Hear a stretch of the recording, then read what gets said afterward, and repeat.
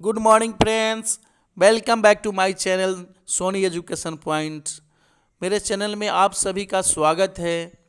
मैं अभी आप लोगों के लिए लाया हूं बिहार प्राथमिक विद्यालय प्रधान शिक्षक नियुक्ति परीक्षा के भारत के भूगोल चैप्टर से संबंधित वीवीआई महत्वपूर्ण प्रश्न। तो पहला सवाल है फ्रेंड्स, भारत किस गोलार्ध में स्थित है? जी हाँ, भारत किस गोलार्ध में स्थित है? तो इसका आंसर है उत्तरी गोलार्ध। भारत की आकृति कैसी है? तो भारत की आकृति चतुष्कोणीय है। भारत के लगभग मध्य से गुजरने वाली काल्पनिक रेखा का नाम क्या है? तो उसका नाम है कर्क रेखा। भारतीय उपमहाद्वीपीय मूलतः जिस विशाल भूखंड का नाम था उसे क्या कहा जाता है? तो गोंडवाना लैंड। याद रखेंगे, गोंडवाना लैंड। नेक्स्ट है, भारत उत्तरी गोलार्ध में कितनी डिग्री उत्तरी अक्षांश के मध्य स्थित है? तो 8 डिग्री 4 इंच से 37 डिग्री 6 इंच तक। नेक्स्ट है, भारत उत्तरी गोलार्ध में कितने डिग्री पूर्वी देशांतर के मध्य स्थित है? तो 68 डिग्री 7 से 97 डिग्री 25। भारत की लंबाई पूर्व से पश्चिम तक कितनी है? ध्यान रखेंगे फ्रेंड्स कि भारत की लंबाई पूछी जा रही है कि पूर्व से पश्चिम तक कितनी है। तो 2933 किलोमीटर है। भारत की लंबाई उत्तर से दक्षिण तक कितनी है? तो 3214 किलोमीटर है। भारत की स्थलीय सीमा की लंबाई कितनी है? तो ध्यान रखेंगे फ्रेंड्स, स्थलीय सीमा की बात हो रही है तो 15,200 किलोमीटर है। भारत की जलीय सीमा की लंबाई कितनी है? तो 7,516.6 किलोमीटर है। भारत का क्षेत्रफल कितना वर्ग किलोमीटर है? ध्यान रखेंगे फ्रेंड्स कि भारत की क्षेत्रफल की बात की जा रही है तो भारत की क्षेत्रफल कितना वर्ग किलोमीटर है? तो इसको याद रखेंगे, 32,87,263 वर्ग किलोमीटर है। नेक्स्ट है, क्षेत्रफल की दृष्टि से भारत का विश्व में कौन सा स्थान है? तो भारत का स्थान है 7वां। भारत में कुल कितने राज्य और केंद्र शासित प्रदेश हैं? तो याद रखेंगे फ्रेंड्स कि 28 राज्य और 9 केंद्र शासित प्रदेश है। भारत की जलवायु कैसी है? तो भारत की जलवायु उष्ण कटिबंधीय मानसूनी है।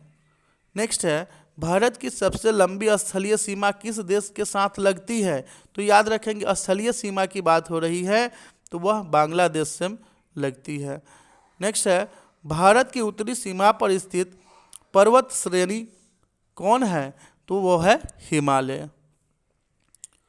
भूवैज्ञानिकों के मतानुसार जहां आज हिमालय पहाड़ है वहां किस नाम का एक उथला समुद्र था? याद रखेंगे, जो अभी हिमालय पहाड़ है वहां किस नाम का एक उथला समुद्र था?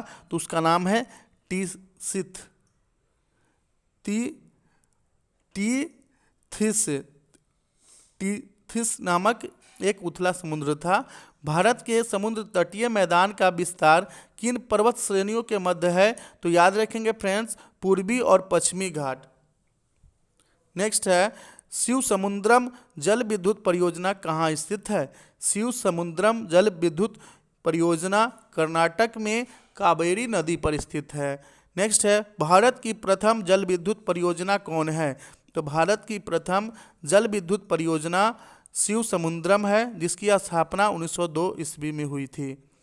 भारत में मानव निर्मित यानी कृत्रिम सबसे बड़ी झील कौन है? तो भारत में मानव निर्मित सबसे बड़ी झील भाखड़ा नंगल, जिसे गोविंद सागर झील कहा जाता है। नेक्स्ट है, जो नदी डेल्टा नहीं बनाती है उस मुहाने को क्या कहा जाता है? जो नदी डेल्टा नहीं बनाती है उस मुहाने को ज्वार नदमुख या एस्चुअरी कहा जाता है। नेक्स्ट है, नदी द्वारा लाए गए अवसाद का जमाव जब मुहाने पर होता है तो क्या चीज़ का निर्माण होता है? फ्रेंड्स याद रखेंगे, तब डेल्टा का निर्माण होता है। नेक्स्ट क्वेश्चन देखेंगे, भारत में अरावली पर्वत एवं सतपुरा पर्वत उदाहरण है क्या चीज़ का? तो अवशिष्ट पर्वत का। नेक्स्ट है न्यू मूर। न्यू मूर द्वीप कहाँ स्थित है? तो न्यू मूर द्वीप बंगाल की खाड़ी में स्थित है। नेक्स्ट है अंडमान निकोबार द्वीप समूह का सबसे उत्तरी द्वीप कौन है? तो सबसे उत्तरी द्वीप अंडमान निकोबार का है लैंडफॉल द्वीप। नेक्स्ट क्वेश्चन है अंडमान और निकोबार अलग होता है तो 10 डिग्री चैनल द्वारा। भारत में 3 अर्धचंद्राकार समुद्र तट कहाँ मिलते हैं? तो 3 अर्धचंद्राकार समुद्र तट कन्याकुमारी में मिलते हैं। नेक्स्ट है भारत में किस दर्रे से होकर आर्यों ने प्रवेश किया था? तो उसका नाम है खैबर।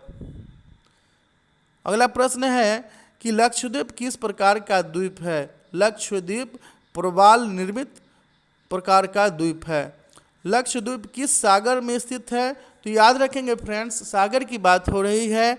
लक्षद्वीप अरब सागर में स्थित है। फ्रेंड्स, यह VVI महत्वपूर्ण भारत का भूगोल से संबंधित प्रश्न का संग्रह मैं लाया हूँ ताकि आप इससे लाभान्वित हो सके। अगर मेरे चैनल में फ्रेंड्स आप नए हैं तो कृपया मेरे चैनल को सब्सक्राइब अवश्य कर ले और बेल आइकन दबाएं ताकि आप तक नए नए वीडियो आप तक पहुंच सके। अगला प्रश्न देखेंगे, भारत श्रीलंका से किस जल संधि द्वारा अलग होता है? तो याद रखेंगे फ्रेंड्स, जब जल संधि की बात होती है भारत श्रीलंका से तो उसका नाम है पाक जल संधि। भारत श्रीलंका के बीच स्थित द्वीप कौन सा है? तो भारत श्रीलंका के बीच प्रसिद्ध द्वीप है रामेश्वरम। भारत की लवन नदी के नाम से कौन सी नदी जानी जाती है? तो याद रखेंगे लवन नदी यानी नमकीन पानी होता है तो उसका नाम है लूनी। लूनी नदी को भारत की लवन नदी के नाम से जाना जाता है। भारत में शरद ऋतु की अवधि कब मानी जाती है? ध्यान रखेंगे फ्रेंड्स, शरद ऋतु की बात हो रही है भारत में तो 16 सितंबर से 14 दिसंबर तक होती है। भारत में अधिकांश वर्षा किस कारण होती है? तो उसका उत्तर है दक्षिण पश्चिम मानसून के कारण होती है। त्रिपुरा तथा बांग्लादेश की सीमा को कौन सी उपमा प्रदान की गई है? तो याद रखेंगे फ्रेंड्स, त्रिपुरा और बांग्लादेश की सीमा को शून्य रेखा की उपमा दी गई है। भारत का कौन सा राज्य बांग्लादेश से 3 तरफ से घिरा हुआ है? याद रखेंगे फ्रेंड्स, भारत का कौन सा राज्य बांग्लादेश के 3 तरफ से घिरा है? उस राज्य का नाम है त्रिपुरा, जिसकी राजधानी अगरतला है। नेक्स्ट है पाकिस्तान की सीमा से लगे भारत के किस प्रदेश की लंबाई सर्वाधिक है? तो पाकिस्तान की जो बॉर्डर है सीमा से लगे हुए भारत का जम्मू कश्मीर है, इसकी लंबाई 1225 किलोमीटर है। भारत विभाजन में पूर्व भारत अफगानिस्तान की सीमा रेखा का क्या नाम था? तो उसका नाम है डूरंड रेखा। याद रखेंगे फ्रेंड्स।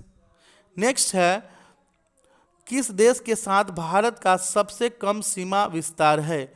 जी हाँ, किस देश के साथ भारत का सबसे कम सीमा विस्तार है? तो उस देश का नाम है अफगानिस्तान।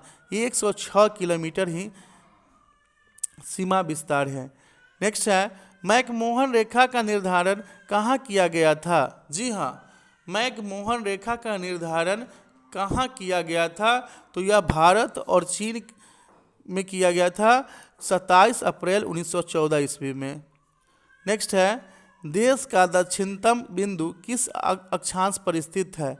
तो 6 डिग्री 4 उत्तरी अक्षांश पर स्थित है। नेक्स्ट है क्षेत्रफल की दृष्टि से सबसे छोटा राज्य कौन सा है? तो याद रखेंगे फ्रेंड्स, क्षेत्रफल की दृष्टि की बात से हो रही है तो सबसे छोटा राज्य गोवा है, जिसकी राजधानी पणजी है। नेक्स्ट है सबसे बड़ा केंद्र शासित प्रदेश कौन है? तो केंद्र शासित प्रदेश बहुत ही चर्चे की विषय है जम्मू और कश्मीर। सबसे बड़ा केंद्र शासित प्रदेश है जो 42,241 वर्ग किलोमीटर में है। सबसे छोटा केंद्र शासित प्रदेश कौन है? तो उसका नाम है फ्रेंड्स लक्षद्वीप, जो 32 वर्ग किलोमीटर है।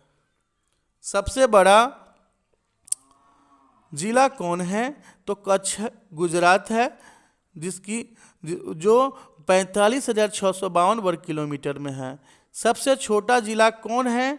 तो सबसे बड़ा जिला कच्छ गुजरात है और सबसे छोटा जिला माहे पुडुचेरी की है, जो 9 वर्ग किलोमीटर में है। जनसंख्या की दृष्टि से छोटा राज्य कौन है? ध्यान रखेंगे फ्रेंड्स, जनसंख्या की दृष्टि से सबसे छोटा राज्य सिक्किम है। चंद्रभागा बीच किस राज्य में स्थित है? याद रखेंगे फ्रेंड्स, चंद्रभागा बीच किस राज्य में है? तो ओडिशा राज्य में है। नेक्स्ट है कार्लसवर्ग कटक कहाँ स्थित है? तो कार्लसवर्ग कटक अरब सागर में स्थित है। नेक्स्ट है हिंद महासागर को किस देश की झील की उपमा प्रदान की गई थी? हिंद महासागर को किस देश की झील की उपमा प्रदान की गई थी? तो उसका नाम है ब्रिटिश झील। किस आयोग ने भाषाई आधार पर राज्यों के गठन का विरोध किया था? याद रखेंगे, बहुत ही प्रसिद्ध आयोग बनी हुई थी जो 1948 में बनी थी, उसका नाम है डार आयोग। नेक्स्ट है नुब्रा नदी कहाँ से निकलती है? नुब्रा नदी सियाचिन ग्लेशियर से निकलती है। अगला प्रश्न है कि बेंगलुरु और चेन्नई में से कौन सा शहर अधिक दक्षिणवर्ती है? बेंगलुरु और चेन्नई में से कौन सा शहर अधिक दक्षिणवर्ती है? उसका नाम है बेंगलुरु। भारत के किस प्रदेश की सीमा म्यांमार से सर्वाधिक स्पर्श करती है? तो उसका नाम है अरुणाचल प्रदेश की सीमा। भारत के किस राज्य के 3 तरफ अंतर्राष्ट्रीय सीमाएं हैं? याद रखेंगे, 3 तरफ से अंतर्राष्ट्रीय सीमाएं हैं, तो उसका नाम है त्रिपुरा। भारत के कितने राज्य पड़ोसी देशों की स्थलीय सीमाओं से जुड़े हुए हैं? भारत के कितने राज्य पड़ोसी देशों की स्थलीय सीमाओं से जुड़े हुए हैं? तो 17 राज्य है। नेक्स्ट है भारत के कितने राज्य तट रेखा से लगे हैं? तो वह 9 राज्य है। किस क्षेत्र को भारत का हृदय स्थल माना जाता है? ध्यान देंगे फ्रेंड्स, किस क्षेत्र को भारत का हृदय स्थल माना जाता है? तो है गंगा के मैदान को। नेक्स्ट है भारत का कौन सा स्थान 3 सागरों का संगम कहलाता है? जी हाँ, भारत का कौन सा स्थान 3 सागरों का संगम कहलाता है? उसका नाम है कन्याकुमारी। इस प्रकार फ्रेंड्स, मैंने भारत का भूगोल के जो भी महत्वपूर्ण प्रश्न थे उसका संग्रह को आपके समक्ष लाया। मुझे आशा और पूर्ण विश्वास है कि आप इस वीडियो से लाभान्वित होंगे और आगामी होने वाले प्रधान शिक्षक नियुक्ति परीक्षा में अच्छे से अच्छे अंक प्राप्त करेंगे। मेरी हार्दिक शुभकामना आपके साथ है। मैं नए वीडियो में फिर आपसे मिलूँगा, तब तक के लिए नमस्ते, बाय बाय।